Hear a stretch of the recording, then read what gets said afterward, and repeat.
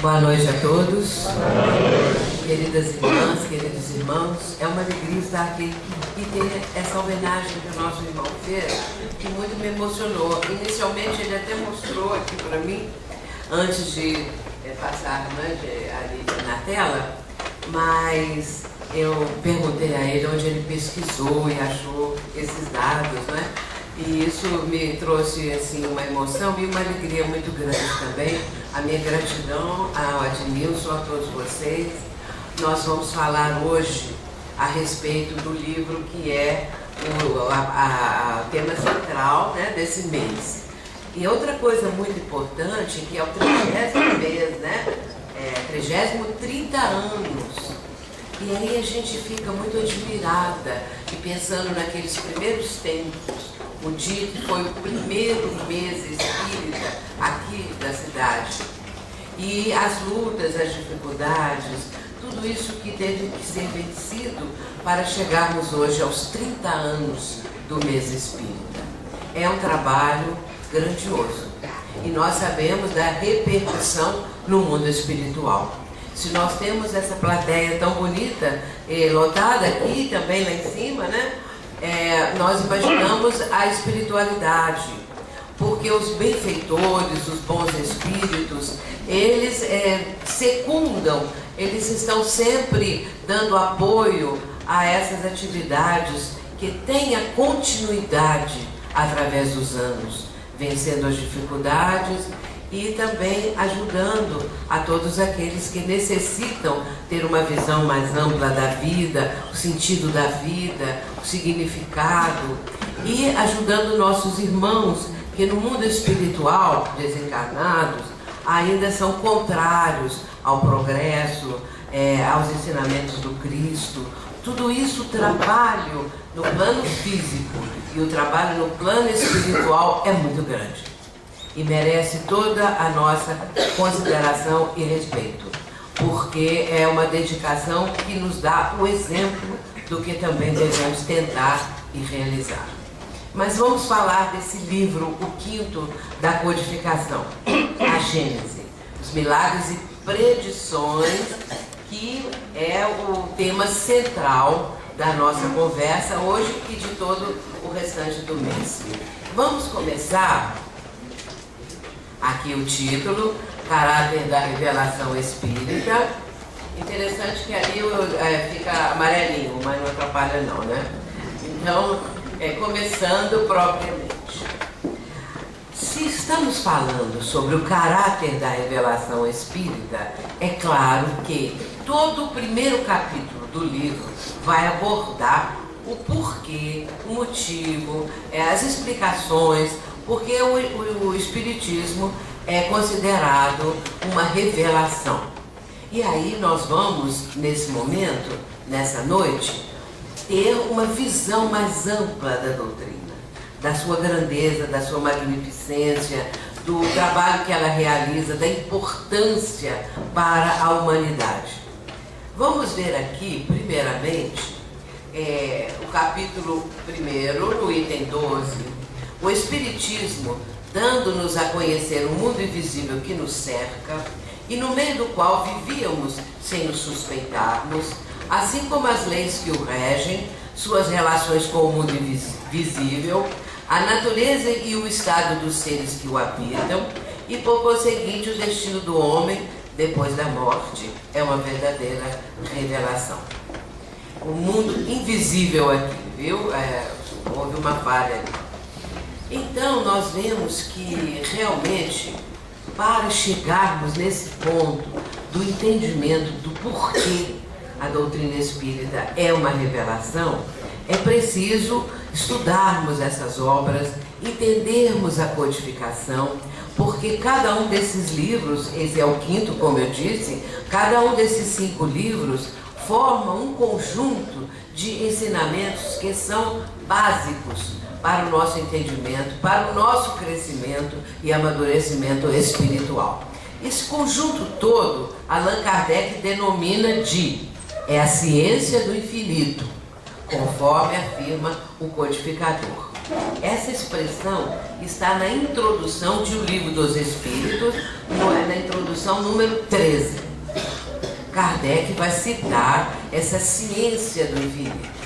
E no momento em que nós lemos isso, no momento em que nós começamos a entender o que o codificador está dizendo, porque ele vai dizer que para formar um médico são necessários muitos anos de estudo. Para formar um sábio são necessários estudos da vida toda. Mas para conhecer a ciência do infinito não há tempo. Porque é infinita e nós temos diante de nós essa questão que agora estamos compreendendo, da imortalidade. Somos espíritos imortais. Todos, toda a raça humana, todos aqueles que povoam os mundos que estão disseminados pelo cosmos. Então, as raças, vamos dizer melhor, as humanidades que estão nesses planetas, nesses mundos, que nós não temos ideia a grandiosidade. Mas aí entra isso que Kardec está dizendo, a ciência do infinito. Nós, como espíritos imortais, vamos apreender essa ciência infinita do infinito com o tempo, através de ir e vir nas sucessivas reencarnações e também depois, quando nós já tivermos um amadurecimento maior, quem sabe em outros mundos, nós vamos continuar, porque não cessa, ela é infinita. Vejamos na sequência o momento em que Jesus vai fazer a promessa do Consolador. Isso está em João Evangelista. E ele vai registrar a palavra de Jesus. Por quê? Nesses capítulos do 13 de João ao 17, também de João, Jesus está se despedindo dos apóstolos, dos discípulos ali no caso ainda. Só que eles não sabiam que era despedida. Por isso Jesus vai transmitir as suas últimas instruções, são as instruções finais. E é exatamente nesse momento que ele faz a promessa do Consolador. Porque Jesus sabia que quando ele se entregasse, quando ele saísse lá para fora, aonde Judas estava, porque Judas saiu da sala, houve aquela cerimônia do lava-pés, que está no capítulo 13 de João, a cerimônia do lava-pés. Terminada essa cerimônia, Judas se retira e vai lá para fora. Os outros companheiros, os discípulos, não estranharam a saída dele, porque ele era aquele que comprava as provisões, quando tinham que ir pelas estradas, quando tinham que estar nas praças, ele cuidava disso. Era uma espécie de tesoureiro daquela equipe de Jesus. Ele sabe, mas Jesus sabia a intenção de Judas, porque Judas iria entregar logo de imediato Jesus aos soldados de César. Mas é claro que Judas não queria a morte do mestre de maneira nenhuma. Ele não imaginava isso. Nós podemos às vezes pensar que, como Jesus falou muito sobre o reino de Deus, o reino dos céus, ele poderia estar pensando que havia um reino, uma coisa assim grandiosa, e que talvez ele até fizesse parte. A intenção de Judas que a gente pode imaginar não seria que o mestre fosse levado como prisioneiro, que o mestre depois chegasse até a ser condenado, porque Jesus recebeu a pena de morte. E Judas não sabia disso, mas o mestre sabia que ali seriam os momentos finais. E por isso ele vai começar a dar as instruções. E essas instruções, elas estão no final do capítulo 13 de João. Ali pelos versículos 30, 31, 32, que são os finais. E Jesus então vai dizer para aquele grupo que era 11, saiu um, não é? Ficaram os 11.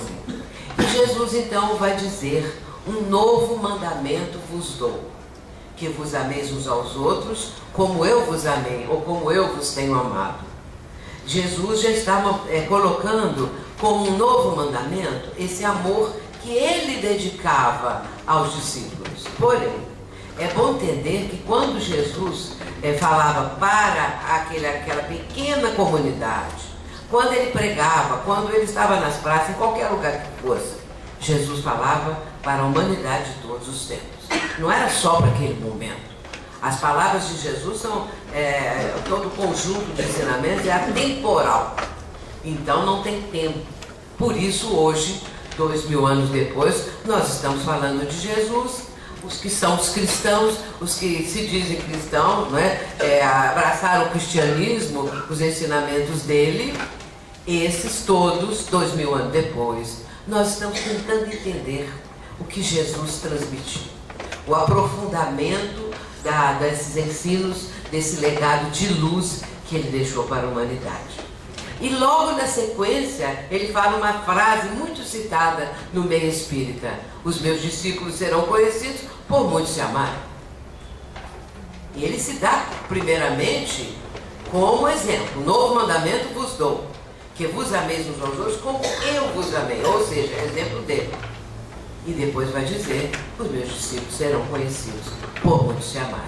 Na sequência, no capítulo 14, é que Jesus faz a promessa do Consolador. Por que ele falou no instante final, nos últimos momentos? Porque ele sabia que seria um momento propício para isso, e o momento não se repetiria, porque ele viria lá para fora e tudo seria consumado. E ele vai falar sobre o Consolador. Se me amares, guardai os meus mandamentos, e eu rogarei ao Pai, e ele vos enviará outro Consolador, para que permaneça convosco para sempre, o Espírito de verdade, que o mundo não pôde receber, porque não o vê nem o conhece, mas vós o conheceis, porque habita convosco e estará em vós. João 14, 15 e 17. No 26 ele vai tornar, no versículo 26 ele torna a falar sobre o Espírito Santo que o Pai enviará em meu nome. Muito bem, então, meus irmãos, vejamos aqui o seguinte, que ele fala, inicialmente: se me amais, guardai os meus mandamentos. Não é guardar na gaveta, é guardar vivendo. Guardai na vivência. Então, isso, se nós dedicamos amor a ele, nós vamos procurar vivenciar o que ele está ensinando. E depois, é que ele, rogando a Deus, ao Pai, que ele enviará outro Consolador. Eu acho muito interessante, porque seria ele, talvez, assim a gente pode interpretar, o primeiro Consolador. E o Pai enviaria outro Consolador. Podemos interpretar assim. Depois ele vai falar do Espírito de verdade. E ele vai dizer que o mundo não pode receber. O mundo não vê nem conhece, mas vós o conheceis, porque habita convosco e estará em vós. Então eu fico pensando que ele é o Espírito de verdade, porque se ele habitava ali com os discípulos, que habita convosco e estará em vós. Mas isso no meio espírita, existem aqueles que acham sim, outros que acham que não, mas não tem importância. É apenas uma interpretação que nós podemos fazer. Agora eu coloquei aqui em letra menorzinha, essa tradução é de João Ferreira de Almeida, considerada uma das melhores. Depois nós temos o Novo Testamento, que é a tradução de Haroldo Dutra Dias, tão conhecido, tão querido do meio espírita. Ou a Bíblia de Jerusalém. Por quê? Porque hoje em dia as novas traduções, tomem cuidado, porque as novas traduções da Bíblia e do Novo Testamento estão sendo cada vez mais alteradas, cada vez mais modificadas, de acordo com o interesse daquele que faz a tradução para aquele grupo que está sendo endereçada essa tradução. E às vezes a pessoa compra e não vai ter ideia de que realmente houve de mudança. Eu tenho uma Bíblia do ano de 1878. Essa Bíblia, ela era do meu sogro. E o meu sogro deixou essa Bíblia para mim. Então, é uma tradução portuguesa. E o tradutor é João Ferreira de Almeida, que até hoje ainda é considerado um dos melhores, Então, quando forem comprar, procurem isso, porque é muito importante, porque estão tirando até passagens, até palavras, para fazer de acordo com o que cada um interessa.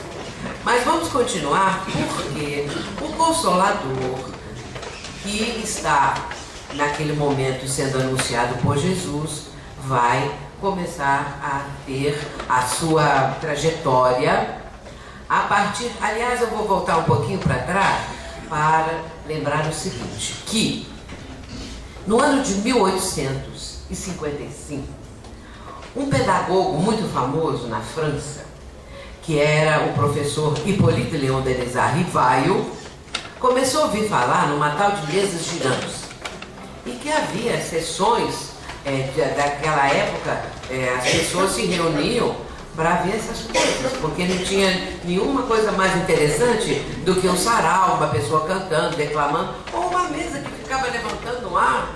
E essa mesa era tão inteligente que ela respondia perguntas. Aí quando descobriram que a mesa respondia, uma pancada era para sim, 2 pancadas era para não, a mesa ficava no alto e era o pezinho dela que batia. Uma pancada sim, 2 pancadas não. Por fim escreveram o abecedário no chão, num papel, numa coisa grande, bem grande, a mesa ia lá e com o pé da mesa no ar, indicava as letras para formar a resposta. O professor Rivail, primeiramente ele não aceitou isso, depois ele resolveu assistir. E quando ele assistiu na casa da senhora Pleyel-Maison, lá em Paris, ele viu assim, mesa não é inteligente. Então tem alguma coisa aí. Claro, qualquer pessoa poderia chegar a essa conclusão tão simples. A mesa não tem inteligência. Como é que ela responde questões? E aí ele vai começar a pesquisar. Definitivamente, quando ele vai para a família Boudin, aí sim, ele vai pegar todo esse material, porque na família Boudin, isso já era 1856. Na família Boudin, 2 filhas desse casal, elas já psicografavam, imaginam vocês, em 1856. E então, elas tinham muitos cadernos, e já com as mensagens que os espíritos traziam. Só que a psicografia não era como hoje, escrevendo assim, não. Tinha uma tal de uma cestinha de bico, aonde eles colocavam o lápis ou a caneta ali, e só colocavam a pontinha do dedo na cestinha e ela saía escrevendo, que era o espírito que estava ali movimentando. O professor Rivail, ao verificar isso, ele vai fazer as pesquisas todas e vai chegar à conclusão que aquilo ali era um livro, que aquilo ali era alguma coisa tão grandiosa que ele vai dedicar o resto da vida dele para a pesquisa, para trazer essas informações, para nos trazer essa visão que a doutrina espírita apresenta, que é algo completamente diferente, trazendo uma visão cósmica que está no discurso do Cristo, porque Jesus sempre teve uma visão cósmica, só que nós não conseguimos ainda interpretar. Muito bem, então ele vai lançar em 18 de abril de 1857 o Livro dos Espíritos, adotando o pseudônimo de Allan Kardec para não ser confundido, porque ele tinha muitos livros como pedagogo. Então, se ele lançasse com o próprio nome dele, as pessoas iam pensar que era mais um livro, né? De estudo, de qualquer coisa assim. Muito bem. Mas antes dele lançar o livro, na casa da família Boudin, com aquelas 2 médias que tinha ali, da filha do casal, ele falou com o pai que gostaria de conversar com o guia dele, porque informaram que ele tinha um guia. Imagina vocês como ele estava ainda tateando naqueles primeiros momentos para chegar às conclusões. Claro que, sendo ele um missionário, enviado pelo próprio mestre, ele tinha condições para exercer aquilo tudo. Muito bem, ele vai conversar com o guia, porque o chefe da casa, o pai das mocinhas, falou assim que ele poderia conversar porque uma das médias já estava ali com o guia presente. E ele vai conversar. E ele vai fazer uma pergunta para o Espírito de Verdade, porque era o Espírito de Verdade. Porque ele vai fazer a primeira pergunta é a seguinte: meu espírito familiar, era assim que ele chamava os espíritos que se comunicavam. Meu espírito familiar, consentirias em dizer-me quem és? E o espírito responde: para ti, chamar-me-ei a verdade. Agora, de onde saiu isso tudo? Da cabeça daquela menina de 15, 16 anos? Ou de um trabalho do mundo espiritual, de uma programação elevadíssima, para confirmar o Espírito de Verdade? E aí, a partir daí, todo o material que aos poucos ele foi pesquisando, o professor Rivail, não é? Ele vai sentir a presença desse guia, esse Espírito de Verdade, e depois então compôs, em pouco tempo, que ele trabalhou muito, né? Em pouco tempo, ele compõe toda a codificação. E aí, meus irmãos, chegamos na quinta obra, sabendo que o Espiritismo, com tudo isso que o mestre vai ensinar e tudo mais, é o Consolador prometido, a concretização da promessa do Cristo. Vejamos agora, sim. Por sua natureza, a revelação espírita tem duplo caráter. Participa ao mesmo tempo da revelação divina e da revelação científica. Porque quando nós vamos estudando aqui este primeiro capítulo, que é um longo capítulo, nós vamos verificar exatamente isso. Como entender que é científica e é divina. O que caracteriza a revelação espírita é ser divina em sua origem, porque ela é da iniciativa dos espíritos, sendo a sua elaboração fruto do trabalho do homem. Então, quem trouxe, o conjunto de espíritos que trouxe a revelação, esse sim, evidenciando que é uma revelação que vem do mais alto, uma revelação divina. Não é um único homem, não é uma única pessoa, mas sim um conjunto que forma a equipe do Espírito de verdade. Quais são as características da revelação espírita? Primeiro, universalidade. Agora eu vou recorrer ao Evangelho segundo o Espiritismo. Saindo um pouquinho aqui da Gênesis, porque no Evangelho segundo o Espiritismo vai explicar essa questão da universalidade. Quis Deus que a nova revelação chegasse aos homens por mais rápido caminho. Incumbiu aos espíritos de levar essa revelação por toda parte. E quando essa revelação começa a estar em curso, não é que ela começa a ser realmente conhecida, vai haver o quê? Profundas mudanças nos costumes, nos hábitos, nas crenças. Porque é, acima de tudo, uma revolução de ideias. Nós, meus irmãos, precisamos entender a grandeza do Espiritismo. O que é esse tesouro de conhecimento que nós estamos participando dele. Que nós estamos, aos poucos, conseguindo apreender, ainda que pouco ainda, muito pouco, mas apreender essa revelação fantástica e maravilhosa. É uma revolução de ideias, conforme nós vamos falar mais adiante. Agora, a parte mais importante da revelação do Cristo, a pedra angular de sua doutrina, é a nova compreensão acerca de Deus, acerca do Criador. Jesus vai mostrar nos seus ensinamentos uma nova ideia a respeito de Deus. Porque havia até então, não é, uma ideia totalmente diferente, distorcida, como hoje ainda existe. Mas é claro que Jesus vai mostrar Deus como Pai, Deus como Criador. E a partir daí, não é, essa universalidade do ensino dos Espíritos acontece. Porque quem trouxe os ensinamentos foram os Espíritos. Os Espíritos é que trouxeram os ensinamentos. Aí ele diz que nessa universalidade reside a força do Espiritismo. Isso está na introdução do Evangelho segundo o Espiritismo. Mas vamos continuar aqui um pouquinho. Kardec ele vai utilizar, eu quero dizer para vocês o seguinte, a gente tem que fazer um resumo, né? Então por isso que não podemos entrar em mais detalhes e outros pontos. Mas Kardec ele vai usar o método experimental. Porque não foi assim uma elaboração da mente propriamente do codificador, de Allan Kardec.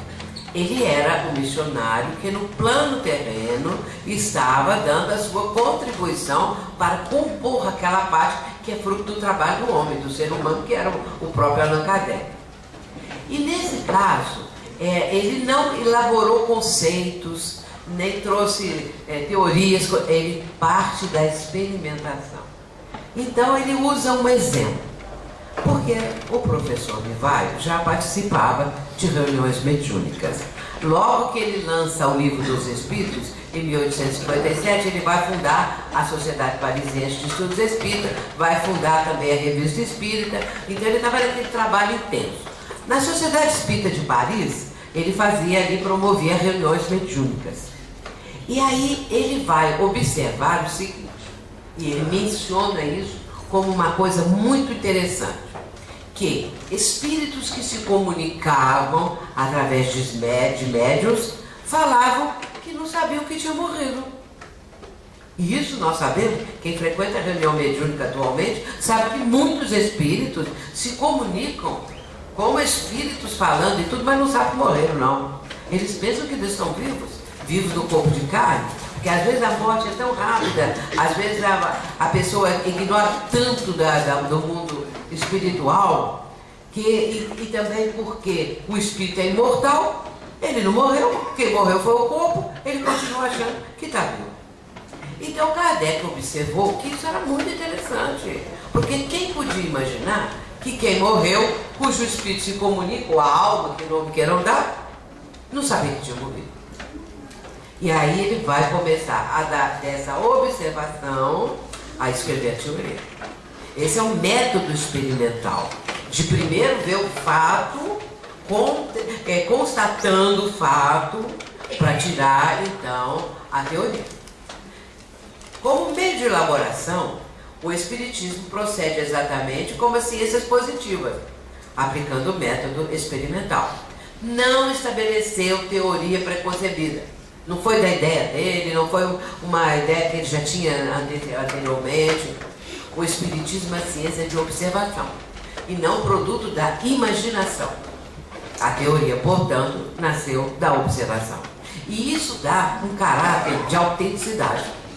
Porque se fosse só teoria, poderia dizer uma teoria que pode estar com muitos erros, que pode ter pontos falhos, foi isso ou aquilo. Agora, partiu de um fato constatado, como a ciência faz, então aí tira a teoria, tira ali o conceito, aquilo que significa aquele fato, aquela coisa toda. Isso está no capítulo 1, né? Nós estamos no capítulo 1 da gente.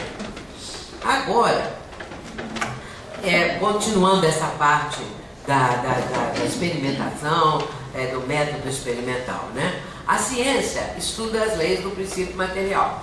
Então é o estudo das leis do princípio material, a ciência. O Espiritismo, ele estuda e apresenta o conhecimento das leis do princípio espiritual, do mundo espiritual, da vida espiritual, porque nós somos, a nossa pátria de origem é o mundo espiritual, nós viemos de lá, vocês somos espíritos.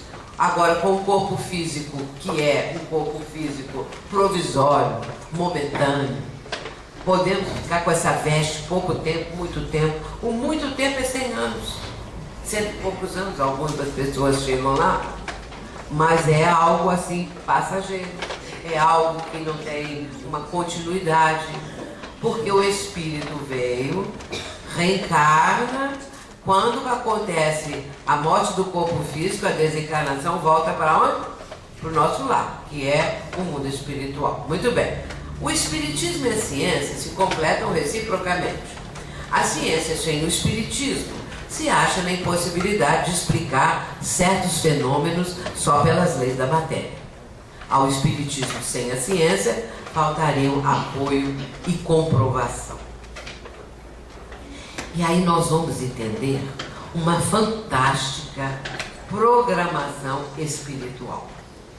Porque o Espiritismo não poderia vir antes que a ciência tivesse feito comprovações, vamos dizer, invenções, aquilo tudo do aspecto experimental. Porque se ele viesse sem este apoio, ficava muito mais difícil explicar, por exemplo, a respeito dos fluidos, a respeito do perispírito, do mundo espiritual, que lá no mundo espiritual tem, vamos dizer assim, locais aonde os espíritos ficam, não é? Planos espirituais, colônias espirituais. Como explicar isso tudo se não houver a ciência avançada a tal ponto que pudesse dar sustentação a essas teorias que aos poucos foram sendo apresentadas, a essa realidade, afinal de contas. Aí a gente vê a programação espiritual, tudo tem um tempo certo. Se viesse antes, não chegaria a ter uma fundamentação tão importante como aconteceu após a ciência ter feito várias descobertas. E aí isso deu base, deu fundamentação, deu autenticidade.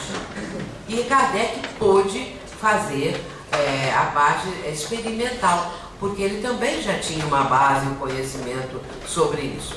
Então é uma programação espiritual de tudo que vem, mas vem no tempo certo. Todos esses que antecederam, todos os profetas, todos os missionários, todos os inventores, todos que trouxeram alguma contribuição para o bem da humanidade, esses contribuíram para que chegasse o momento certo, e ali estava o professor Hipólito Delizar Rivaio para começar o trabalho dele. Agora, tem um outro detalhe. Também a ciência, com todo o seu capital importante de contribuição, não sabe explicar o mundo espiritual. Ainda hoje, as pessoas não acreditam em Deus, os cientistas, especialmente. Não acreditam em Deus, não acreditam que o espírito é imortal, não acreditam que a vida continua, embora muitas exceções. Aqui no Brasil está, no momento, visitando o nosso país, um dos físicos mais eminentes da nova física quântica, dessa nova ideia, né, que é a física quântica, que na verdade já tem mais de 50 anos, mas é nova ainda. Muito bem, então, é Amit Goswami o nome dele. E esse físico quântico, ele fala de reencarnação como se fosse um espírita, ele é indiano. Então, ele é conhecido mundialmente, é um homem que tem uma capacidade intelectual, moral, espiritual notável e traz uma contribuição para a doutrina espírita. Porque o que ele apresenta agora, não é? Falando sobre a reencarnação, falando o motivo da reencarnação, é espiritismo puro. Escrito de uma forma, não é, que mostre especialmente a física quântica. Mas é claro que é uma contribuição excelente e desperta as pessoas. Desperta as pessoas. Tudo isso faz parte dessa programação espiritual. Qual é o ponto capital da revelação do Cristo? Ou seja, eu falei no início, né? Que a pedra angular dos ensinamentos de Jesus foi a nova visão acerca do Criador. E agora vamos falar então alguns detalhes. Esse ponto principal da revelação do Cristo é da maior importância. Por quê? Quando essa revelação vai trazer os verdadeiros atributos de Deus, da divindade, né? E da imortalidade da alma, da vida futura, isso aí muda tudo. É uma mudança, assim, tão notável que às vezes a gente passa despercebido. Mas agora a doutrina espírita nos chama atenção para isso. Então, essa revelação dos atributos, da imortalidade, da vida futura, e que isso tudo traz como consequência o ponto capital da revelação do Cristo, cuja importância não foi compreendida suficientemente. E contrista dizê-lo, é também o ponto de que mais a humanidade tem se afastado, que mais há desconhecido na interpretação dos ensinos. Vamos ver que hora é o momento quando Jesus vai trazer alguma noção a respeito disso. Muitas vezes ele vai falar, eu e o Pai somos um. O Pai trabalha, e eu trabalho também. E o ponto culminante é a prece do Pai Nosso. Porque quando os discípulos pedem, Senhor, ensina-nos a orar, porque os discípulos pediram a ele que Jesus ensinasse a eles uma prece. O que Jesus vai falar? Pai Nosso. Ele não fala, meu Pai. Como ele fala, meu Pai trabalha, eu trabalho também. Eu e o Pai somos um. Mas ali ele vai falar o quê? Pai Nosso. Pai de todas as criaturas. Pai. Não é? Então, Pai Nosso. E aí as 5 primeiras frases do Pai Nosso são da maior importância. Porque nós estamos nós estamos louvando o Criador. Pai nosso que estás aonde? No céu. Santificado seja o teu nome, não santificado. Venha a nós o teu reino. Seja feita a tua vontade, assim na terra como nos céus. Então, Jesus já está mostrando nessas frases a grandeza de Deus. Já está mostrando isso. Acontece que nem sempre as pessoas têm o interesse sobre isso ou conseguem entender isso. Portanto, como ele diz aqui, não é, esse texto aqui da Gênesis, vai dizer, não é, que esse ponto capital foi essa revelação. Por quê? A revelação dos atributos de Deus. Em o livro dos Espíritos, ali no capítulo 1, quando o professor Rivaio vai escrever as perguntas do livro dos Espíritos, vai trazer aqueles ensinamentos, porque aquelas médiuns da família Bodhan contribuíram muito pelas psicografias que elas já tinham selecionado. Muito bem, então eu fico a imaginar o professor Rivaio. Qual vai ser a primeira pergunta? Qual seria a pergunta mais interessante, mais necessária, mais importante? E ele faz a primeira pergunta, que é Deus. É a pergunta mais importante. Porque se nós somos filhos de Deus, é importante saber quem é Deus. No caso, ele não vai dizer quem é Deus. Porque Deus não é alguém. Deus não é um espírito. Deus não é uma entidade. Nós não temos condições de entender. Quando ele pergunta que é Deus, já tirou toda a possibilidade de pensarmos que Deus é alguém, que Deus é um espírito, que Deus isso, que Deus é aquilo. Que é Deus? A resposta: inteligência suprema, causa primeira ou primária de todas as coisas. Suprema, quer dizer que não tem nada acima disso. E outra coisa importante, dos atributos, Deus é eterno. E aí, meus irmãos, isso dá um nó na nossa cabeça. O que quer dizer eterno? Eterno é que não tem princípio e não vai ter fim. Como pode não ter princípio? Então ele existe. Deus é. Então é só assim que podemos entender. Ele é eterno, não teve princípio, mas sempre existiu, sempre existe. O atributo da eternidade acho fantástico. Agora, nós não somos eternos. Nós, espíritos, seres humanos, nós somos espíritos imortais, fomos criados por Deus. Então nós fomos criados no momento. E a partir daí foi o nosso nascimento espiritual, digamos assim. E a partir daí nós vamos ser uma individualidade, nós vamos ser um espírito. Então fomos criados por Deus. Mas nós temos uma coisa, a imortalidade. Nós nunca vamos morrer. O que morre? O corpo físico. O filósofo que não foi espírita, Humberto Roller, nas suas obras notáveis, ele fala o seguinte numa delas: até hoje ninguém morreu. Nem o homem das cavernas morreu. Porque o que morreu? O corpo. O espírito permanece vivo. Então até hoje ninguém morreu.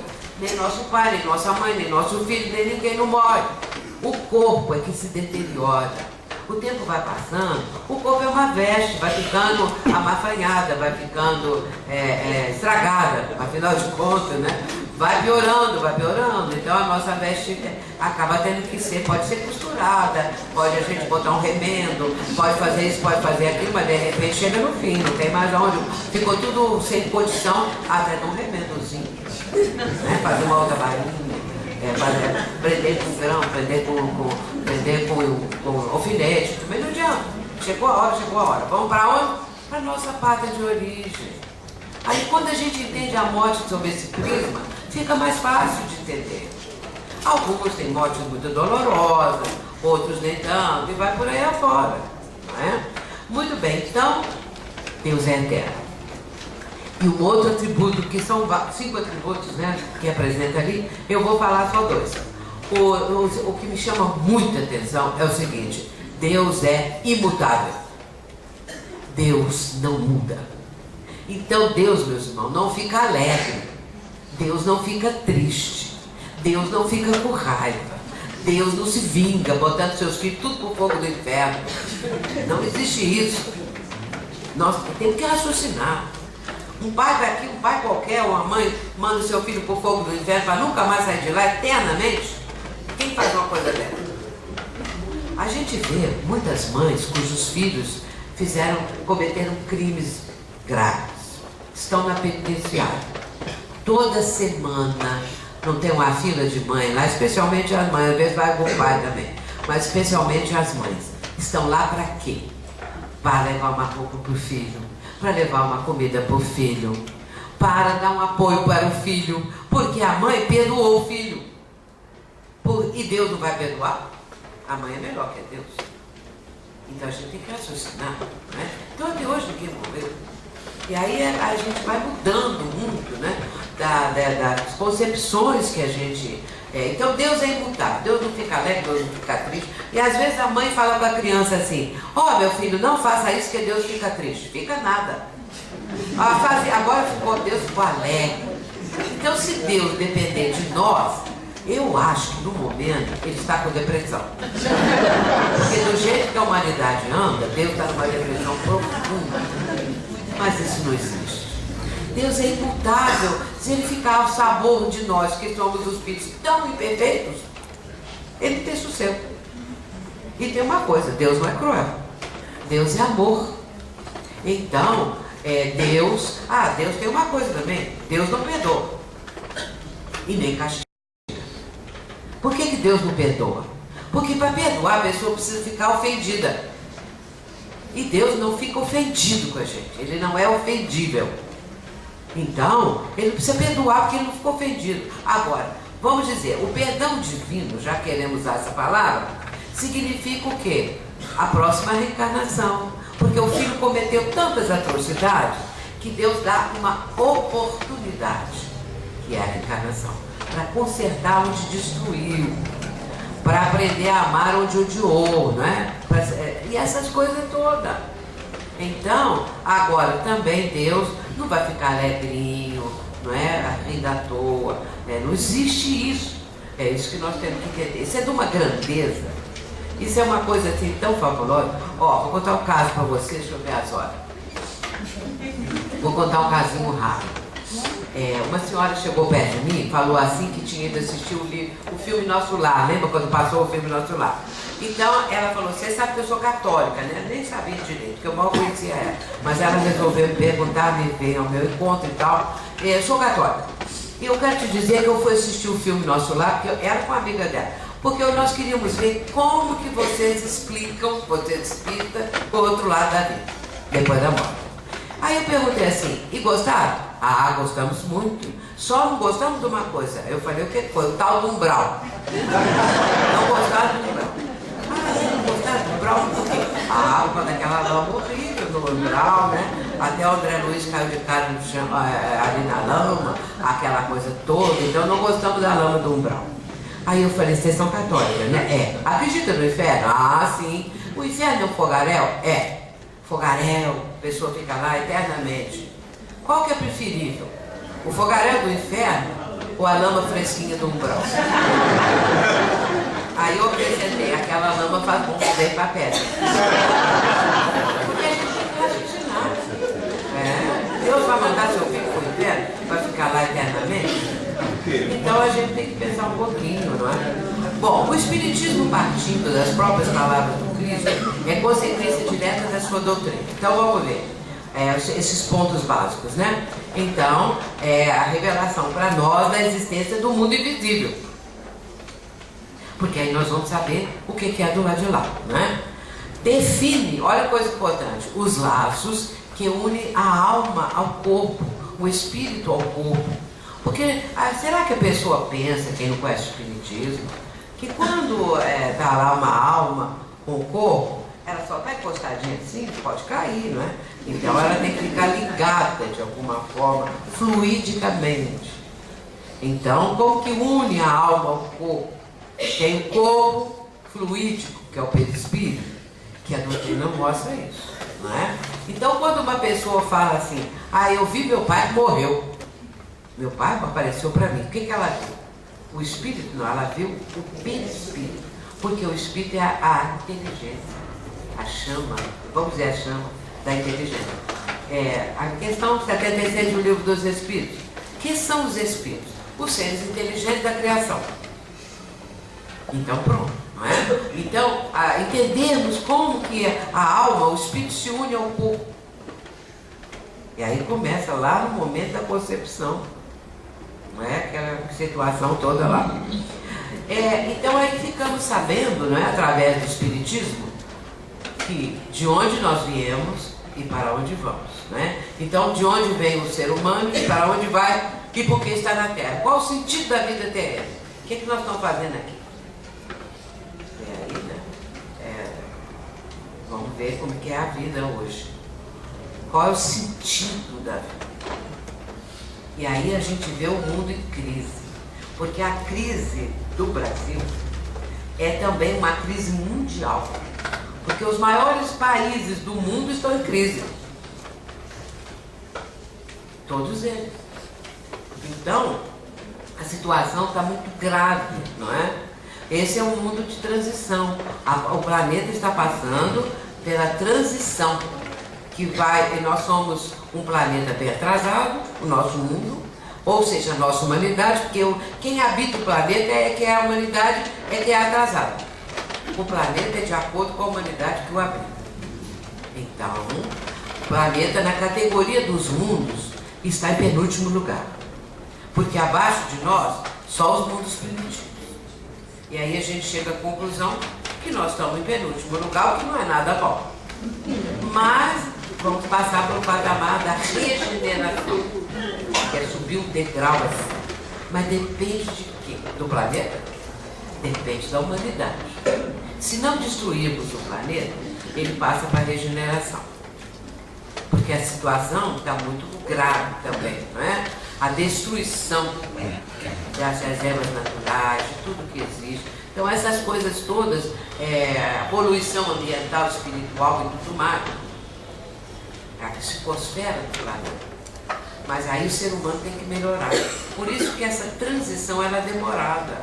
Não vai acontecer agora, daqui a um ano, 2019, nem daqui a 50 anos, vai demorar bastante.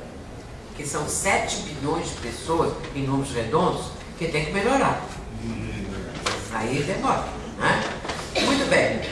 Aí aprendemos que o Espiritismo ensina que a alma progride incessantemente. Porque todos têm o mesmo ponto de origem. Fomos criados iguais, com idêntica aptidão para progredir em virtude do livre-arbítrio. Agora, toda a criação deriva da grande lei de unidade que rege o universo. Isso é uma coisa maravilhosa, porque de repente nós ficamos sabendo que nós somos cidadãos do universo. É coisa diferente. E que todos os seres gravitam para o fim comum, que é a perfeição. Todos. Mesmo esses, homem-bomba, essa coisa toda, porque são espíritos ainda muito inferiores, que não mais vão reencarnar no planeta, vão para o mundo primitivo. Vai ficar no planeta, segundo a promessa de Jesus nas bem-aventuradas. Bem-aventurados os mansos, ou seja, os pacíficos, porque eles herdarão a terra. Esses vão ficar. Então vamos tratar de ser pacificadores, vamos tratar de melhorar, para nós fazermos jus a isso, merecemos. Aí eu digo assim, hoje em dia quem faz essa mudança aí vai ser os jovens, vão ser os jovens, né? Porque eu já estou mais para lá do que para cá. Então, os jovens, e aí as crianças de hoje são fantásticas. As crianças de hoje são assim uma coisa super intensa. Então a gente vê que elas estão capacitadas para o momento atual. E isso é programação divina. Muito bem, continuando aqui para nós corrermos um pouco. Uma das mais importantes leis reveladas pelo Espiritismo é a pluralidade das existências, ou seja, a reencarnação. Porque ela explica todas as aparentes anomalias da vida humana. Tudo que acontece no mundo. Todas as dores, sofrimentos, problemas, dificuldades, alegrias, felicidade, tudo são explicadas pelo Espiritismo. Por que um pensa que o outro é feliz? Às vezes o outro não é feliz coisa nenhuma, mas aparenta que é, pensa que é. Que hoje em dia é assim, a gente tem uma espécie de uma ditadura da beleza ou também da fama, né? Então todo mundo quer ser famoso, todo mundo quer ser bonito, todo mundo quer se enfeitar, tudo bem, tá certo. Mas a pessoa que não consegue, por exemplo, fazer sucesso, às vezes a pessoa fica tão desiludida que acaba se matando. Porque o índice de suicídio hoje é muito grande, né? Infelizmente. E as pessoas, às vezes, não estão felizes consigo mesmas, tem uma dor existencial, tem uma dificuldade muito grande, e aí a pessoa resolve fugir da vida, né? Muito bem. As mortes, aí explica as mortes prematuras, que são as existências breves.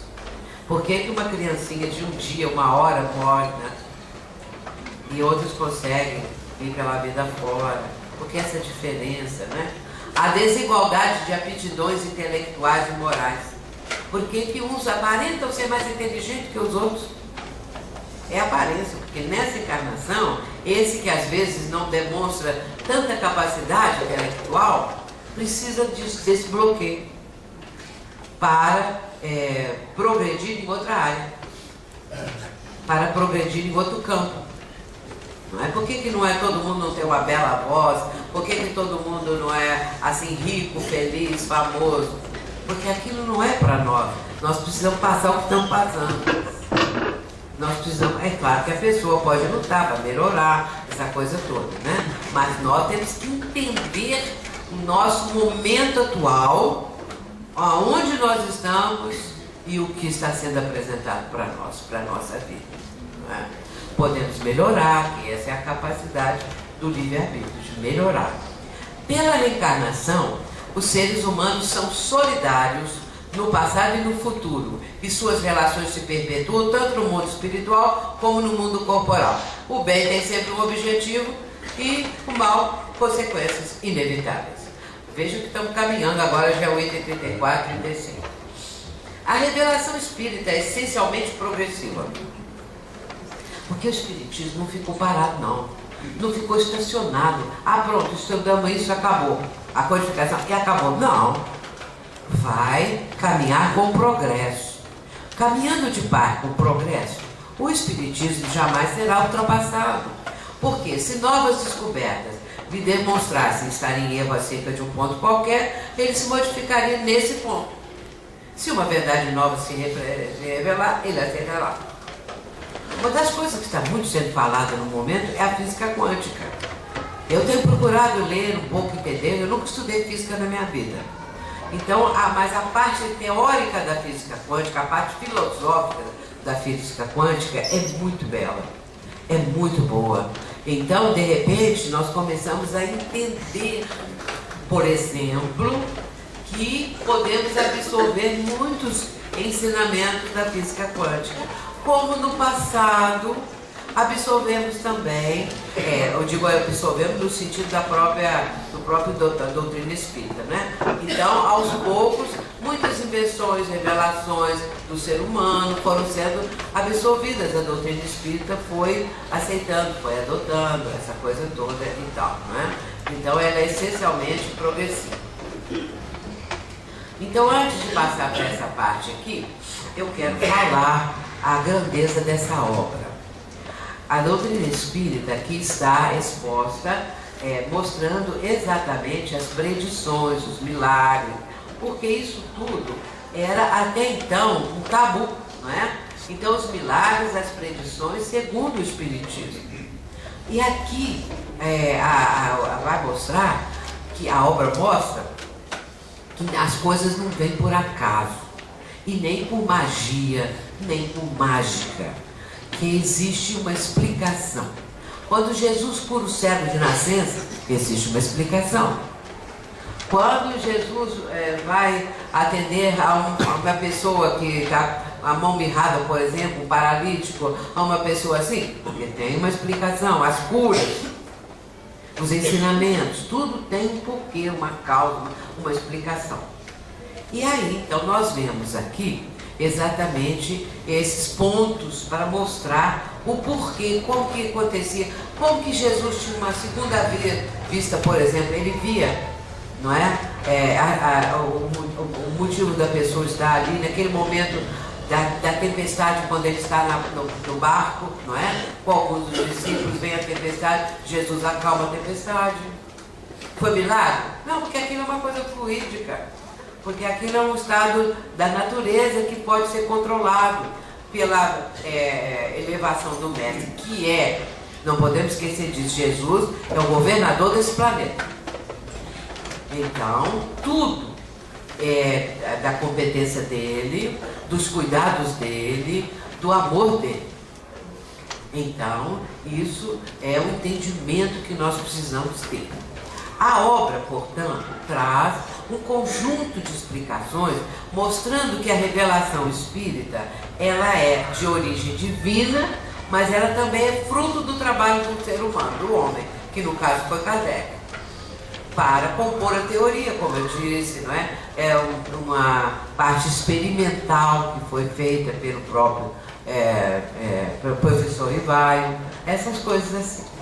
Agora, essa obra, eu vou agora falar uma coisa com vocês, porque isso é importante comentar. Essa obra é a quinta edição, a quinta edição da codificação. Acontece que, essa tradução, não é? Então acontece que ultimamente foi dito que essa quinta edição, ela tem alterações, ela tem acréscimos, e que não foi Kardec. E que a que é autêntica é a quarta. Acontece, porém, que ficamos a imaginar, será que é mesmo, será que não é? Como que explica isso? E a Federação Espírita Brasileira, no Reformador, a revista da Federação, no mês de abril, trouxe todos os pontos explicando porque ela é autêntica. E que quem fez essas transformações aqui foi o próprio Kardec antes de desencarnar. Aí a argumentação final, que eu achei mais importante de tudo, a argumentação final. Quando Kardec desencarna, e que essa edição passou a ser considerada a melhor, a autêntica e tudo mais, a quinta, a viúva dele, Amélie Gabrielle Boudet, a esposa dele, estava ainda na Terra. Ela ainda durou muitos anos, depois da morte de Kardec, 10 anos, não é? Então, ela era companheira de Kardec nos estudos, nas pesquisas, colaborando com ele, essa coisa toda.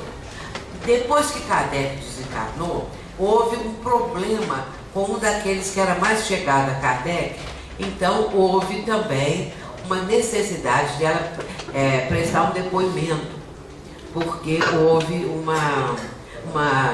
vamos dizer, uma suspeita de alguma coisa. Então, é o chamado processo dos espíritos.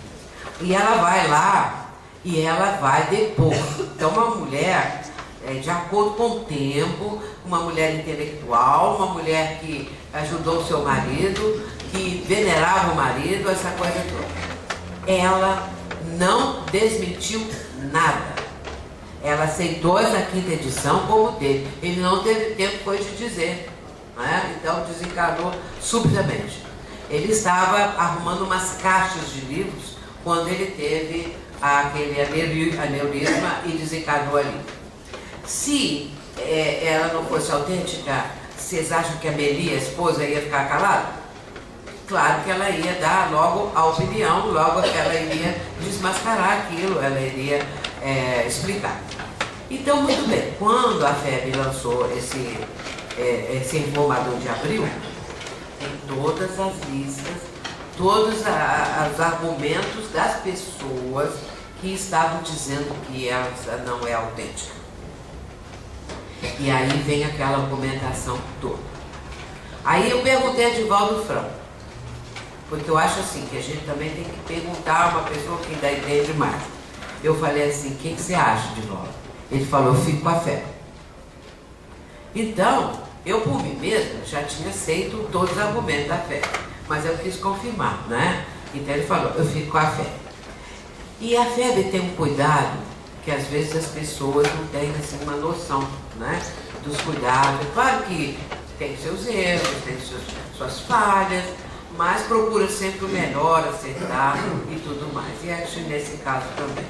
Então, nós continuamos com a 5ª edição, porque a 4ª não é definitiva, e sim essa. Muito bem, isso é só para, assim, explicar, não é? Porque às vezes fica no ar as ideias, as coisas, umas pessoas aderem, outras não, umas acham que sim, outras acham que não, mas aqui tem essa comprovação a partir da pesquisa feita pela fé. A moral que os Espíritos ensinam é a do Cristo, pela razão de que não há outra melhor. Isso aqui nós estamos finalizando, é o último slide. Então, aí vem a ideia que não fenece quando emana, ela não fenece porque ela emana de uma fonte superior. Então, a frase de cima é o item 56. Essa é o item 53. E agora, aqui é do Evangelho segundo o Espiritismo. Queimassem-se todos os livros, e a fonte da doutrina não deixaria de conservar-se inexaurível, pela mesma razão de não estar na Terra. A fonte da doutrina espírita não está na Terra, porque provando dos espíritos, veio do mundo espiritual, é uma programação divina. Então, por isso a fonte da doutrina não é aqui do mundo físico, mas do mundo espiritual. E aí, meus irmãos, aqui para trecho do Espírito de Verdade. Homens, irmãos a quem amamos, aqui estamos junto de vós. Amai-vos também uns aos outros, e dizei do fundo do coração, fazendo as vontades do Pai que está no céu: Senhor, Senhor, e podereis entrar no reino dos céus. Esse é o prefácio do Evangelho segundo o Espiritismo, um trechinho, e é o Espírito de Verdade. E assim, meus irmãos, o caráter da doutrina espírita é o que nós, em síntese, mencionamos nesse momento, comentamos, sendo origem divina e fruto do trabalho do homem. A participação do ser humano, muito importante. Mas a fonte dela é do mundo espiritual, porque é uma programação que partiu do próprio Cristo. Mais tarde eu vos enviarei um Consolador, um outro Consolador. E aí a gente vê que essa programação foi sendo desenvolvida. Mas não foi Kardec propriamente que falou assim, é o Consolador. Os próprios espíritos mencionavam que era o Consolador que estava sendo concretizado, a promessa do Cristo, através de tudo que a doutrina espírita nos transmite. É necessário aprofundar o estudo da doutrina. Não basta apenas ler, é também importante, mas é bom aprofundar mais, estudar, participar de grupos de estudo. As casas espíritas hoje têm grupos de estudo, faz parte de faça parte, porque deixar de compreender a magnificência da doutrina é uma pena na atual encarnação. É muito importante porque ela abre o nosso raciocínio. Nós não vamos ficar eternamente achando que Deus manda os seus filhos para o inferno e que Satanás está lá tomando conta. Que Satanás fundou o inferno, ele é presidente do inferno e ele toma conta do inferno.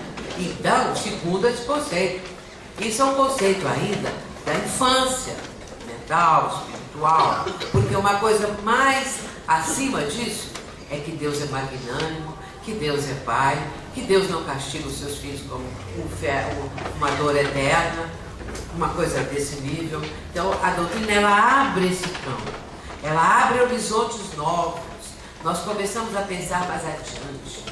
No livro No Mundo Maior, o orientador de Allan Kardec, de André Luiz, esse livro No Mundo Maior é autoria de André Luiz, psicografado pelo Chico Xavier. Então, tem um mentor nesse livro e ele é de uma sabedoria, uma coisa assim notável. E ele vai ter uma frase que eu uso muito. Ele fala assim: o homem, para auxiliar o futuro, o homem, para auxiliar o presente, é obrigado a viver no futuro da raça. Então, Se a pessoa ela tem uma visão mais adiantada, ela vence, ela está vivendo no futuro. Todos os grandes vultos da humanidade viveram no futuro. Todos, sem exceção. Porque eles só vão ser compreendidos depois que morreram. Aí alguém vai falar, lembra o seu fulano? Aquele que inventou isso, aquele que falou aquilo? Agora aí está acontecendo isso que ele falou. Então a pessoa, ela vive no futuro da raça. E com isso nós começamos a entender que o Espiritismo fala para o futuro. O Espiritismo não é propriamente para esse momento, no sentido de ser instalado na Terra. Nós fazemos parte desses que fomos chamados, que não é por acaso que nós estamos aqui, que fomos chamados para colaborar, fazer alguma coisa, ajudar em algum ponto, abrindo o nosso raciocínio e ajudando o próximo também. Então, aí nós vamos começar a entender que nós estamos vivendo no futuro, no presente. O que fazemos nesse presente repercute no futuro, para ajudar a que o Espiritismo seja depois uma realidade maior. As ideias espíritas, elas vão sendo aceitas. Não que vai haver só uma religião e seria espírita, não. Mas as ideias espíritas, por exemplo, a própria reencarnação. Quantas pessoas hoje, até novelas, até livros, falam a respeito da reencarnação. Então, isso vai se tornando uma coisa mais natural, essa compreensão. E aí nós vamos conseguindo abrir o nosso horizonte mental, entender melhor o sentido da vida e trabalhar para que nossa própria vivência seja mais próxima possível dos ensinamentos de Jesus. O Espiritismo traz Jesus de volta. Os ensinamentos do Mestre na sua pureza integral. E aí, meus irmãos, vamos procurar viver da melhor forma possível. Aqui ele está dizendo, o Espírito de verdade, amai-vos também uns aos outros, e dizem do fundo do coração. Então é aquele apelo que o Espírito de verdade está fazendo, não é? Para que nós possamos realmente viver a doutrina, viver o Cristo. Essa é uma parte da revelação da doutrina espírita. Que Jesus nos abençoe, muita paz. Muito obrigada por tudo e que possamos prosseguir, não é? Com muita fé, trazendo no nosso coração aquilo que Jesus nos ensinou. Muito obrigada.